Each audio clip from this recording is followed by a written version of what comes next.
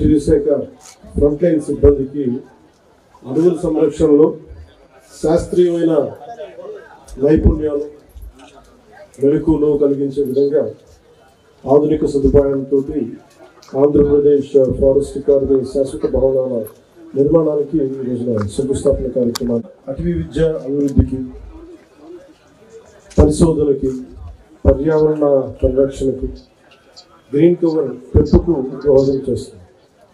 గౌరవ ముఖ్యమంత్రి శ్రీ నారా చంద్రబాబు నాయుడు గారు క్యాబినెట్లో ఇచ్చిన ఆదేశం ఏంటంటే ఒక 50% మనకు 33% ఫారెస్ట్ కవర్ని చెయ్యాలి కనీసం. దాంట్లో 50% ఒక అంబిషియస్ గోల్ తీసుకున్నాం.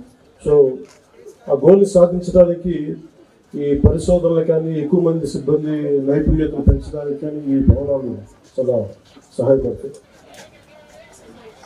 అలాగే ఈ స్థానికంగా ఉపాధి అవకాశాలు కల్పిస్తూ భవిష్యత్తు తరాలకు చాలా ఒక కలుషితం లేని వాతావరణం ఉండాలి, దానికి అందించిన కీలక పాత్ర వహిస్తుంది.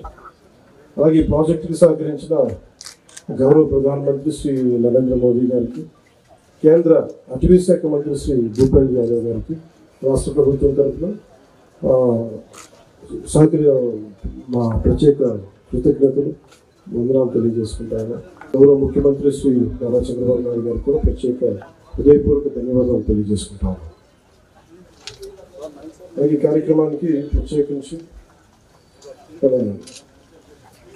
శ్రీమతి రాజేంద్ర ప్రసాద్ ఖజూరియా గారికి, మిగతా అటవీ శాఖ ఉన్నతాధికారులందరికీ కూడా ప్రత్యేకమైన నమస్కారాలు, ప్రత్యేకమైన ధన్యవాదాలు తెలియజేసుకుంటాను.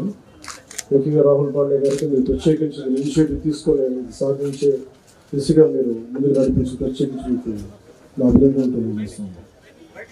అలాగే ముందు నుంచి ఈ 3 కార్యక్రమంలో 3వ ప్రోగ్రాంగా పాల్గొన్న దాంట్లో జిల్లా ఇన్ఛార్జ్ మంత్రిగా అలాగే మరి పురంధేశ్వరి గారికి, సోమవీర్రాజు గారికి, శ్రీ ఆదిరెడ్డి శ్రీనివాస్ గారికి, గోరంట్ల పుచ్చచౌదరి గారికి, శ్రీ భక్తులు బలరామకృష్ణ గారికి, నల్లగల్లి రామకృష్ణారెడ్డి గారికి,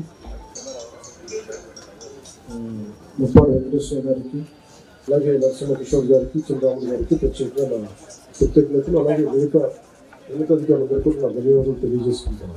థ్యాంక్ యూ.